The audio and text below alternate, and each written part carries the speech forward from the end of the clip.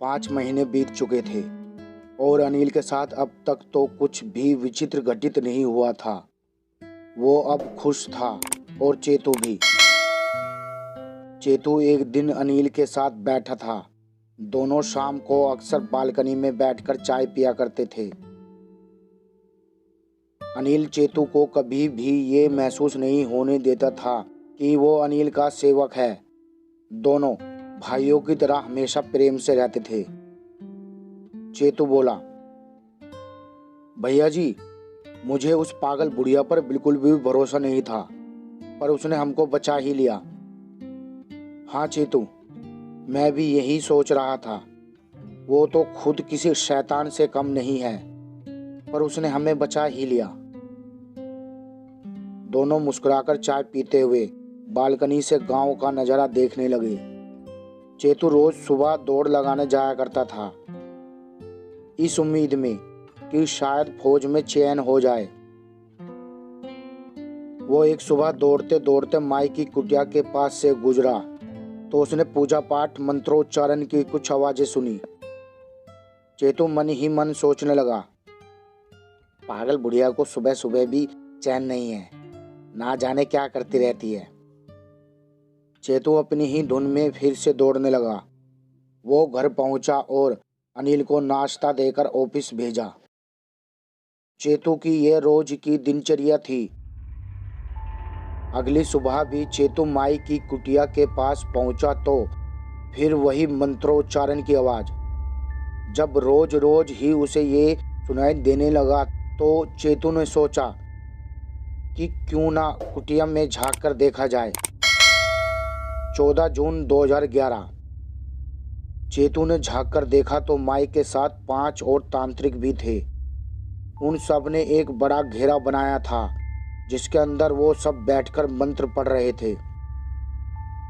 चेतू जानता था कि आज के दिन माई जीतू की आत्मा को घड़े में लेकर आती है। वो कुछ देर वहां रुका कि उसने देखा माई और सभी तांत्रिक एक साथ उठकर बाहर निकले और नदी की तरफ जाने लगे। चेतू भी मौका देखकर कुटिया के अंदर घुस गया। उसकी नज़र एक किताब पर पड़ी, लाल रंग की पुरानी किताब। वो खुली हुई थी, शायद माई इसी किताब से कुछ पढ़ रही थी। चेतू किताब के पास आया और उसे उठाकर पढ़ने लगा। चेतू ने किताब पढ़ी तो वो स्तब्ध रह गया। उसमें लिखा था कि माई जीतू की आत्मा को हमेशा के लिए लेकर आ सकती है और उसे किसी इंसानी शरीर में डालकर जीवित भी कर सकती है। यह तभी संभव है जब परियों को जीतू के समान सुंदर कोई युवक भा जाए और परियां उसको मूर्छित कर ले जाने का प्रयास करे।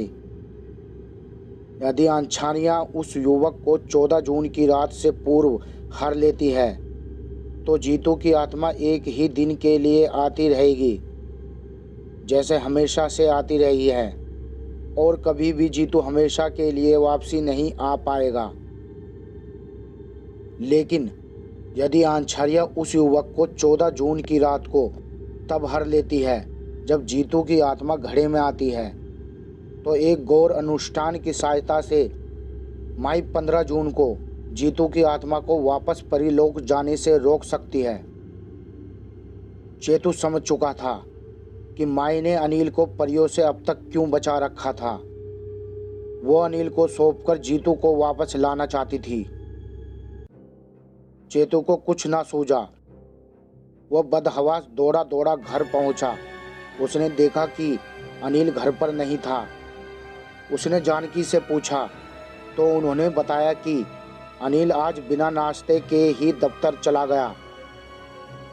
चेतू का मन नहीं माना तो वो भी अनिल के दफ्तर पहुंच गया। दफ्तर में पता किया तो उन्होंने बताया कि अनिल तो आज दफ्तर आया ही नहीं।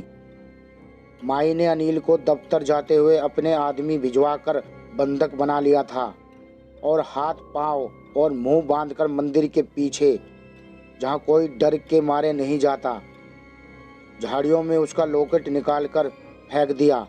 और माई ने अपनी तांत्रिक शक्तियों से शाम ढलते ढलते वो निशान भी उसके पैरों से गायब कर दिया। शाम हुई तो मंदिर के आगे बड़े घड़े के आसपास लोग इकट्ठा हुए और सरपंच जी भी बलि के लिए बकरा लेकर पहुंच गए। इधर माई और अन्य तांत्रिक माई की कुटिया में अनुष्ठान पूरा करने में जुट गए। अनुष्ठान खत्म हुआ तो मंदिर के सामने रखा घड़ा जोर जोर से हिलने लगा।